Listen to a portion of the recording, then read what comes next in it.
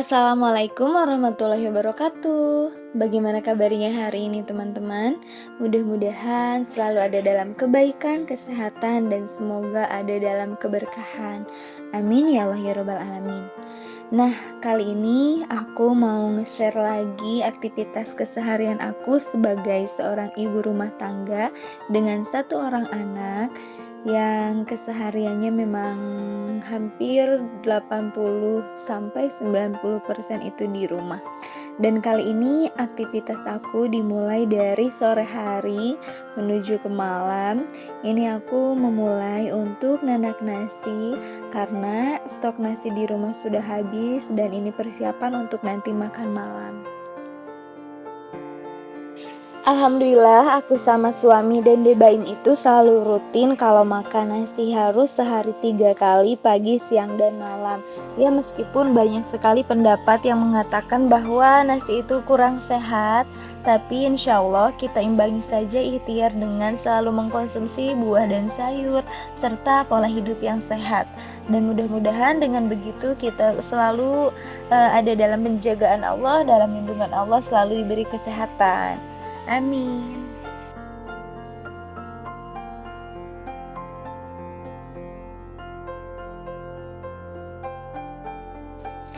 Nah, kali ini aku mau ngobrol atau sharing ke teman-teman semua tentang ujian. Ngobrolin tentang ujian, pasti semua orang yang ada di dunia ini, di muka bumi ini, pasti pernah Allah kasih ujian.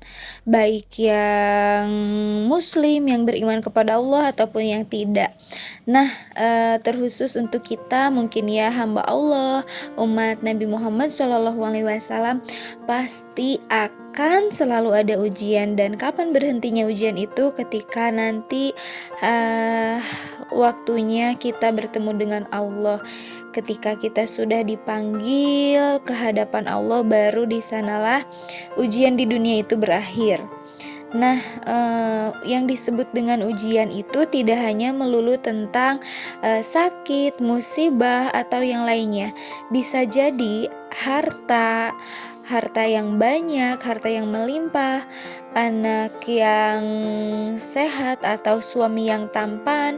Nah, itu bisa jadi merupakan ujian juga untuk kita. Jadi, jangan sampai berprasangka bahwa ujian itu melulu tentang kesedihan, kemiskinan, keburukan.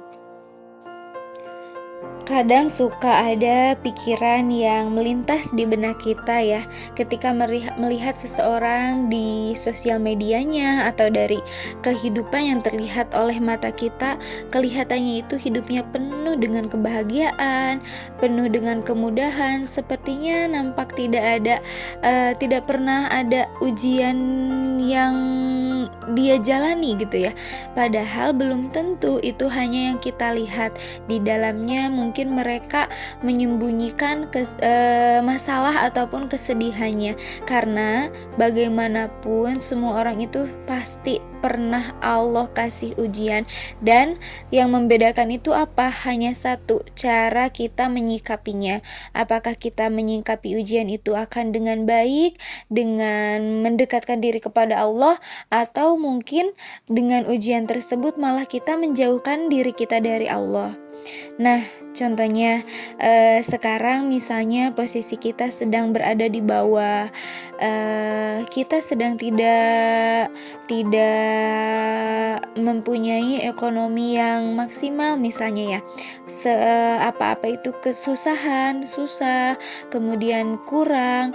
Nah, dengan posisi kita yang seperti itu bisa jadi malah mendekatkan kita kepada Allah, karena kita merasa kita butuh pertolongan Allah, butuh bantuan Allah, butuh rezeki yang banyak, lalu kita meminta kepada Allah terus-menerus dengan cara mendekati Allah, maka ujian yang Allah berikan itu malah mendekatkan kita kepada Allah.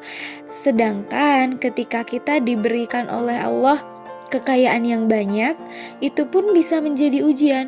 Kekayaan banyak, harta berlimpah, mobil mewah, rumah megah, tapi malah menjauhkan kita kepada Allah karena merasa segalanya sudah dimiliki. Nah, ternyata ujian yang Allah berikan, ujian kekayaan tersebut tidak bisa kita lewati dengan baik, malah menjauhkan kita kepada Allah. Naudzubillahi min dzalik. Mudah-mudahan di sini bisa melewati semua ujian yang Allah beri dengan berakhir mendekatkan diri kepada Allah. Nah, dan ketika kita sedang merasa diuji oleh Allah, mendapatkan ujian ataupun cobaan yang sangat berat, misalnya kesedihan ataupun kehilangan sesuatu, kehilangan keluarga, kehilangan harta, maka jangan pernah terlalu bersedih berlarut-larut ya, karena ingat setelah gelapnya malam akan segera terbit sinar mentari pagi, akan segera cerah terang kembali.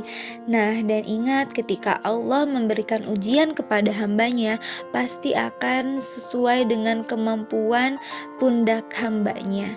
Allah itu tidak akan pernah memberikan ujian kepada seorang hamba melebihi batas kemampuan hamba tersebut.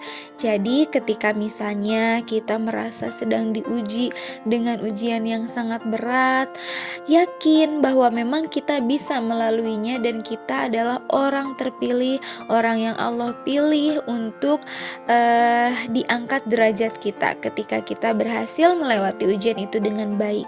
Tapi ingat, ketika kita mendapatkan ujian tapi kita malah kufur iman, kita malah menyalahkan Allah, merasa tidak adil, nah itu bisa jadi malah menurunkan derajat kita di sisi Allah. Jadi buat teman-teman semua, khususnya buat diri aku pribadi, meskipun kita sedang mendapatkan ujian, maka kita bersabar karena insya Allah pasti setelah adanya ujian akan ada kebahagiaan yang mendekat, yang datang menghampiri kita.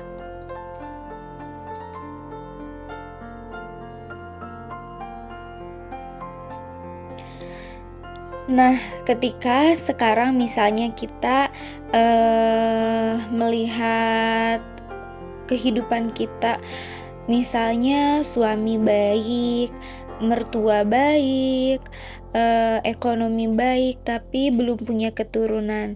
Nah, disitulah ujiannya. Ada seseorang yang sudah punya keturunan, suaminya baik, mertuanya baik, tapi sulit ekonominya. Ada juga yang suaminya baik, anaknya baik, ekonominya baik, tapi mertuanya jahat. Ada yang semua-muanya baik, punya tetangga yang tidak baik. Nah, jadi semua juga pasti punya ujiannya masing-masing dan bagaimana cara kita menyikapinya. Jadi jangan bandingkan kita dengan yang lain, tapi lihatlah perjuangannya, lihatlah perjalanannya, jangan dibanding-bandingkan karena kita itu semua berbeda, punya ujiannya masing-masing. Nah, mengapa sih sekarang aku mau mengangkat tema atau obrolan tentang ujian ini? Karena banyak sekali di lingkungan ataupun di orang-orang yang terdekat juga ataupun pribadi diri sendiri ya, yang suka merasa bahwa hidupnya itu paling menderita. Nah, itu tidak boleh karena kita itu harus melihat ke bawah ya. Banyak sekali orang lain yang memiliki ujian kehidupannya itu jauh lebih dari yang kita jalani. Jadi jangan sampai berpikiran seperti itu dan yakin saja ketika kita sedang diuji, insya Allah nanti akan dilewati dengan baik. Jadi yuk teman-teman semua di sini saling menguatkan, bersabar dalam menghadapi segala ujian yang Allah beri kepada kita. Kalau kata Ustadz Adi itu, dunia itu memang tempatnya berlelah-lelahan, tempatnya capek. Kalau misalnya kita tidak ingin capek, berarti kehidupan kita telah usai, telah selesai. Maka dari itu bersabarlah, karena sabar itu memang ada batasnya, dan batasnya itu sampai hidup kita di dunia. Setelah meninggal, sabar kita selesai. Nah, jadi semangat ya khususnya buat mama-mama muda, buat bunda-bunda di luaran sana. Bersabar kalau mungkin sekarang ujiannya ada di suami, atau mungkin ujiannya ada di anak. Anaknya yang mungkin susah diarahkan, anaknya yang sudah mulai masuk sekolah, yang susah susah diarahkan gitu, yang menguras tenaga kita. Sabar, tidak apa-apa. Dengan sabarnya kita menghadapi anak atau suami kita, insya Allah itu bisa menjadi ladang pahala kita. Tetap semangat untuk terus menjadi orang yang memberikan energi positif, orang yang memberikan hal-hal baik untuk orang-orang tercinta kita. Ingat poin pentingnya, Allah tidak akan memberikan ujian melebihi kemampuan hamba-Nya. Nah, ketika kita sudah mengingat hal itu, insya Allah kita yakin kita pasti akan mampu melaluinya. Itu mungkin ya untuk sharing kali ini. Mudah-mudahan teman-teman di sini semua selalu ada dalam lindungan Allah, dikuatkan dan diistiqomahkan dalam kebaikan. Terima kasih buat teman-teman yang sudah selalu setia nonton video aku. Ambil yang baiknya, buang yang buruknya, dan sampai ketemu di video selanjutnya. Wassalamualaikum warahmatullahi wabarakatuh.